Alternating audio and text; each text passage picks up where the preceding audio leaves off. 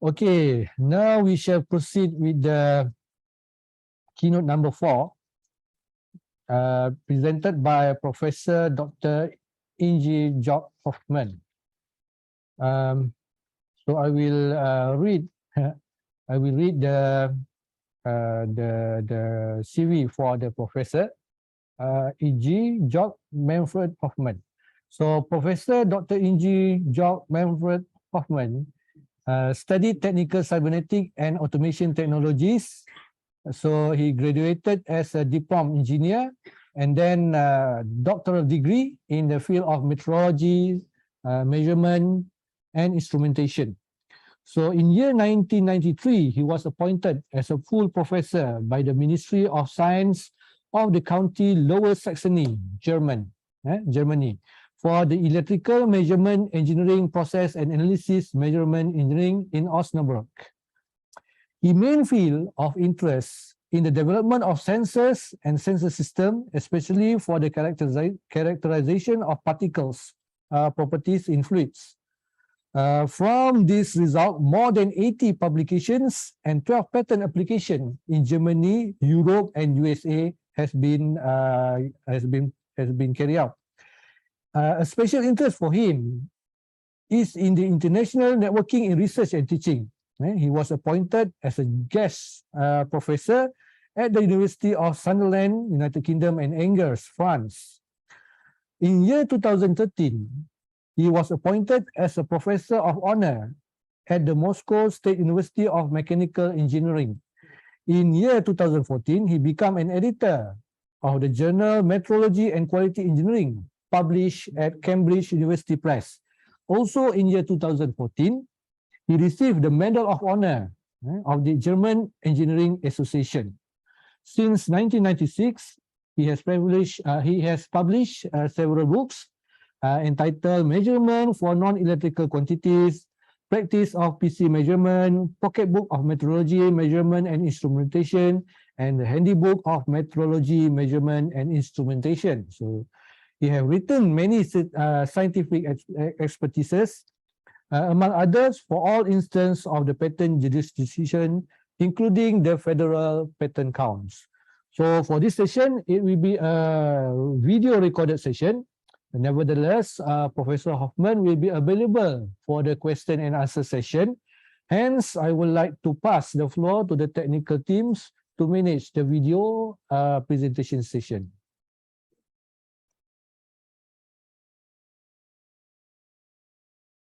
Dear ladies and gentlemen, welcome to my keynote speech for this conference at this year. I would like at first to thank you very much for the possibility to have this speech. I would like to thank the president of the UTHM. I would like to thank the dean of the mechanical engineering department. And I would like to thank especially Professor Cheng-Yi Lau to have spoken with me and have invited me for this keynote speech. I would like to tell you something about a running research project. This research project is running since March of this year and has an amount of roughly 500,000 RM.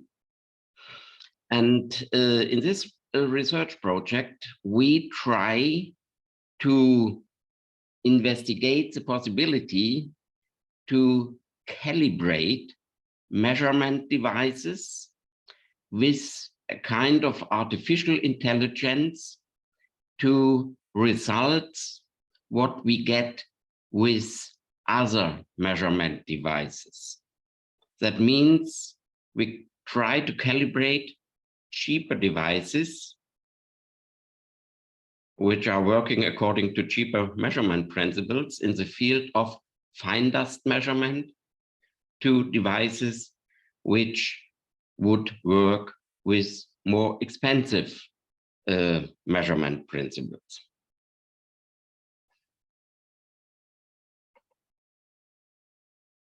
As I said already, we are working in the field of fine dust measurement. And in my speech, I would like to speak about the calibration of particle concentration, measurement systems with artificial intelligence. There exist a lot of different kinds of particle concentration measurement systems, and all these systems are working with different principles, according to different principles. And the measurement results are also different depending from the used measurement principle. And we would like to calibrate these devices with artificial intelligence, and in this case, with a neural network. What the problem is, and how we try to solve this problem, you see on the next slides. When you see this slide, you see we have a different kind of particles in the pictures. And the question is, what is the size of these particles? The size of the particles is only for one particle shape clear to define. When you have a ball, when you have a completely spheric particle, then you can say the diameter is a size. But only for a spheric particle, you can define the size with one parameter. If you have other shapes like this, or like this, or in this case, like this, then you have to define the size in a different way. Especially difficult, of course, are particles in this shape, fiber particles. Fiber particles are every time a huge problem. But when we look for these particles with the, let me say normal shape, then can you say, you can define so-called equivalent diameter. You can say, I give for the size, the diameter of a ball, of a completely spheric particle, with the same volume, or with the same shadow, or with the same light scattering, or with the same sedimentation speed. That means you compare one behavior according to the same behavior of a spheric particle. This means that you measure every time with different principles, different behaviors of the particles. If you measure the shadow of the particle, you get as a result the diameter of a spheric particle with the same shadow. Or if you measure the light scattering, you get a measurement result with a diameter for a particle which is completely spheric and would lead to the same light scattering. All these measurement results are different, but not wrong. When you give a measurement results regarding the particle size, you have every time to declare according to which principle was it measured.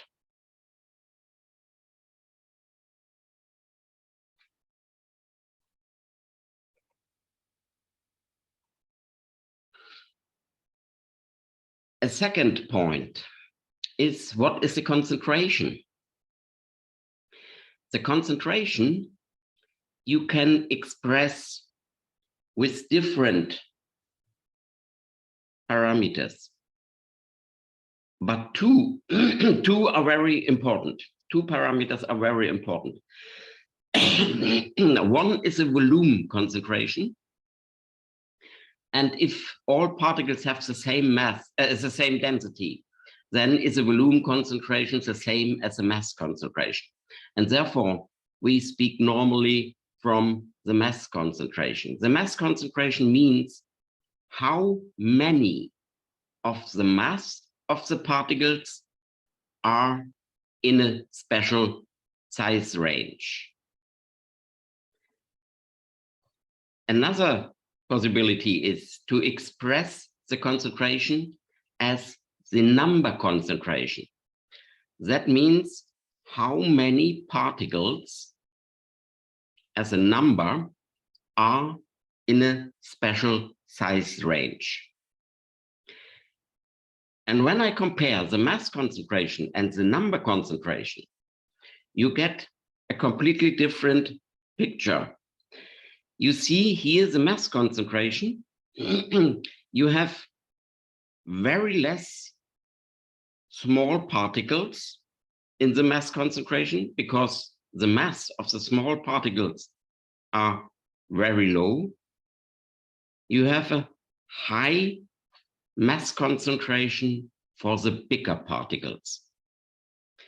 And when you calculate from the number concentration, when you show the number concentration, you have a lot of small particles with nearly no mass. And on the other hand, you have very less big particles with a huge mass. At the moment, all the laws and regulations are based on the mass concentration. Much more better would it be to express the number concentration, because we know now that the smaller particles are much more dangerous for the health of the humans and also animals. But from the history, it was easier to measure the mass concentration instead of the number concentration. But modern devices, especially optical devices, measure primarily the number concentration. You see here the gravimetric methods. That is the old measurement technology to measure the mass concentration of the particles. You have a cascade impactor. You separate the bigger particles and the smaller particles, and with a stream of air produced by an air pump, you control it so that, for example, the particles bigger than 10 micrometer are separated on this plate, and the smaller particles less than 10 micrometer will come through. You filter these particles and you weight the particles. So you know PM10, particle matter less than 10 micrometer, all particles less than 10 micrometer. This is an expensive and also intensive measurement method, because it can be that you have to dry the particles. It can be also automated. It exists also principles where you replace the scale by a better dust meter, but to measure with ray is difficult, but it is a little bit faster, because when you measure with a scale, normally you can only get one measurement result per day, because otherwise it is not enough dust on the filter. And when you measure with a beta ray, you can measure in the most cases up to 1 hour per day.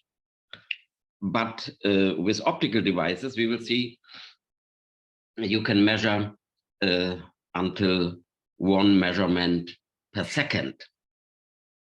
And here we have the optical methods. You have a laser, you have a projection system, and under 90 degrees, you collect the scattering light, for example. And on this point, you put the dust in. And if you have no dust, you have no scattering light under 90 degrees.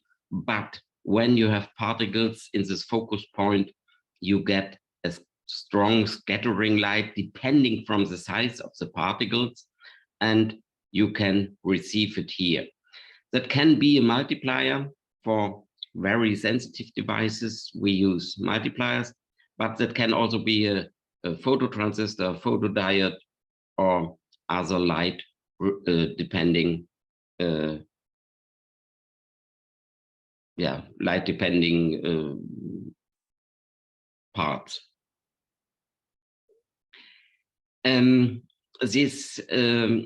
This system is working with scattering light, but we have also the possibility to measure the shadow, the measure under different angles, and there are a lot of optical measurement methods. But the important is that the primary result is a number concentration. From the gravimetric principles, we get primary and mass concentration. That is important to know. But when I see the laws and the regulations regarding the fine dust in public, or the rules for cars, then you see that we express everything still in mass concentration. PM10 means particles less than 10 micrometers. There starts the respiratory of the lungs for the particles. And the limit is, for example, 50 microgram per cubic meter. That is not allowed to exceed more than 35 times per year. That is a huge regulation, how many often you can be higher and how long you have to be lower. But roughly you can say the limit for the mean over the year is 40 microgram per cubic meter. PM 2.5, that are much more smaller particles. PM10 include PM 2.5, but we have seen when we compare the mass concentration, it is dominated by the big particles. And so you can see PM 2.5 will not have so a strong influence to the result of the mass. But the impact for the hills is much more from PM 2.5, that means particles less than 2.5 micrometer, because they are so small that the most of them are going directly into the lungs. And here we have a limit over the year of 20 microgram per cubic meter. For cars, the definition is a little bit different. It is defined the amount of particles per kilometer, but also expressed in milligram. And so you see Also here we have to determine not the number, we have to determine the mass. And the mass is dominated by the bigger particles, but more dangerous are the smaller particles. Therefore, also here would be a better solution to determine the number concentration. But with the gravimetric principles, we determine the mass concentration. Here you see the development. It is more and more decreased, but in the end, you have no really different between 2009 and 2014. There are some changes in other parameters, but regarding the particles, we have not anymore an decrease of the number.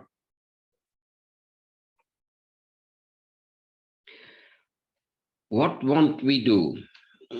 We have now the status that we have the rules on the old gravimetric principles, based on the old gravimetric principles, and we have modern measurement devices, especially optical devices, which measure the number concentration, primary.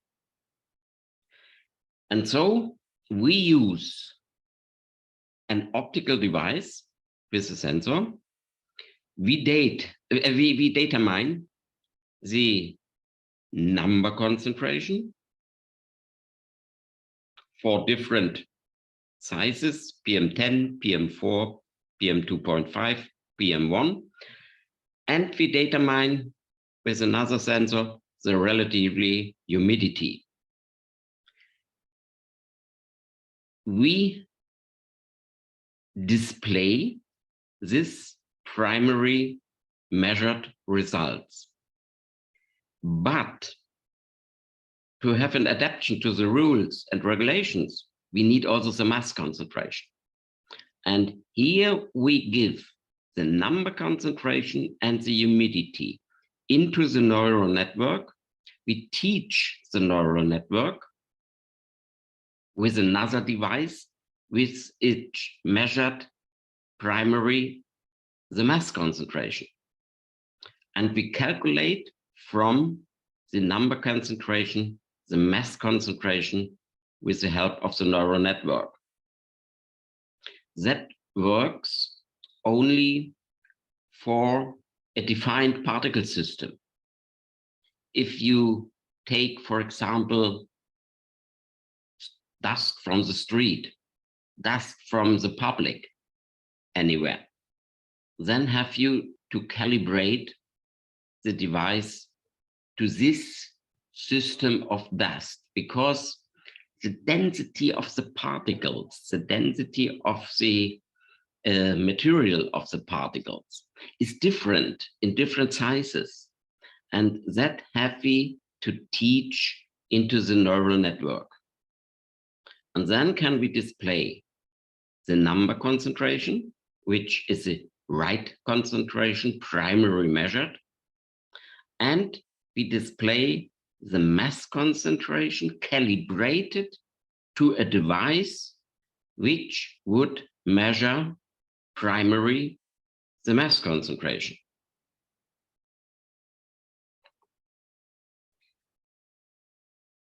How can we do that?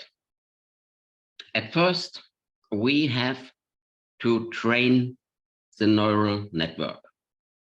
We have the measured values from the number concentration from our device, an optical device, which is much more cheaper as a gravimetric device, or can be much more cheaper, I must say. The number concentration, and then we give as output values the results from a gravimetric measurement device, so that we say in the training process, please build rules in the neural network, in the software, how we can come from these input values to these other output values. And this neural network is creating the rules, how to realize this. This is an, let me say, a difficult teaching process, because you have to measure a lot of different constellations with both devices, with the optical and the gravimetric devices, different constellations, different mix of particle sizes, different humidity, because the humidity we need because the particles can swell when you have a higher humidity, and we can give this also as one parameter into the neural network. But it is very extensive to measure under nearly all possible compositions of the input values.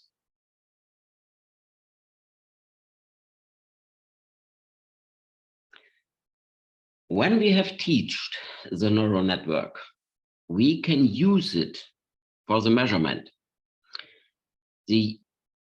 Now you give measurement values on the input side, but you say now the neural network should use the created rules for the calculation of the output values. And these output values, the mass concentration in our case, should be that what you would measure with a gravimetric principle.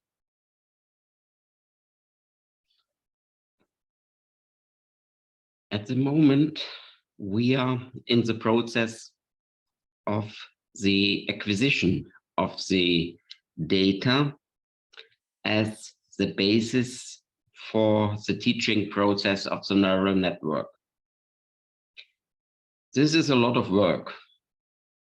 As I said, we have to realize all possible combinations of sizes, humidity, and so that you have a wide range where you can teach the neural network.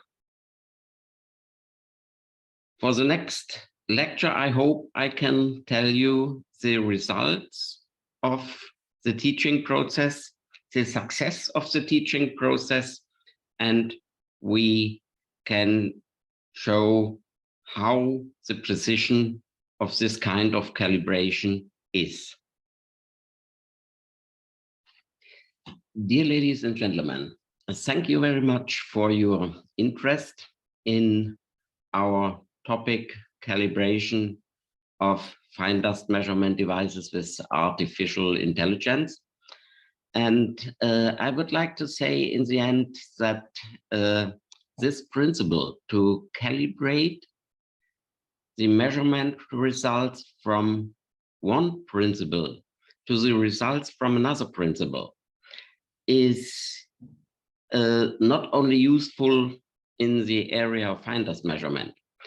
It can also be useful in other applications in every field of measurement where is a need to calibrate the results from one device, from one principle to another principle. Therefore, this is, in my opinion, a very useful application of the methods of artificial intelligence. I would like to thank you very much again for the possibility to speak here. And when we will have the next conference, I hope I can show you the results of this project, because this project is running for 1 year. And at the next conference, I think we have then the results, and I can show you how the precision is, how extensive the to take the data is. At the moment, we take the data for the calibration, and it is already clear that that is the most extensive process in the calibration with artificial intelligence. Thank you very much, and bye-bye. Hoffmann, for the great presentation. So, are you available now, Prof? Yeah, hello. Okay. Yes, what time I'm here. Okay, thank you. We have recorded this lecture because I'm currently in Ireland, and it was not clear that I can attend, but it has worked. All right. Okay. Okay. Thank you, Prof. It's okay for us. So now we shall proceed with the question and answer. So we got one question from the audience via the chat box. What is the acceptable percentage error between the predictable value for the artificial intelligence method with the actual value? Yeah, from the practical point of view, we have the experience that you have a much more bigger error as in other measurement principles. When you have an error from 10%, it's acceptable, because the uncertainties in the field of particle measurement are much more bigger as in other principles, other measurement principles. When you have a length measurement or when you have a mass measurement, that is not the problem. They have you much more smaller errors. But particle measurement, it is every time also depending from the shape of the particles, from the measurement principle. When you measure via the scattering light, is a color and a huge influence, and so on. And therefore, you can roughly say, if you are better than 10%, everything is fine. Okay, so the answer is 10%. So another question, how can we get the precise value for the measurement? Yeah, the precise value we get from the device which gives the true values. In our case, we have a device which measures the mass. And we say with the optical device, we measure the number and we calculate the number to the mass via the neural network. Okay. And when we measure with the gravimetric device and we teach a neural network, we should get the same results when we measure with a neural network, the same results as with the device with which we compare. And that is therefore the gravimetric device is in this case the basis. This is a true value. That is what we want calculate with a neural network. Yeah. Okay, thank you very much, Prof, for the great answer. So I think we can proceed to the ESET ceremony. So I would like to invite the audience to open their camera so that we can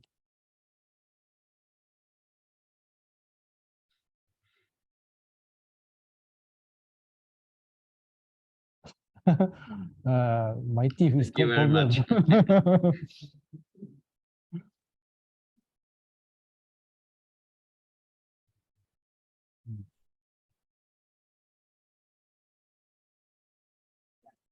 Okay, thank you very much for the e-certification session.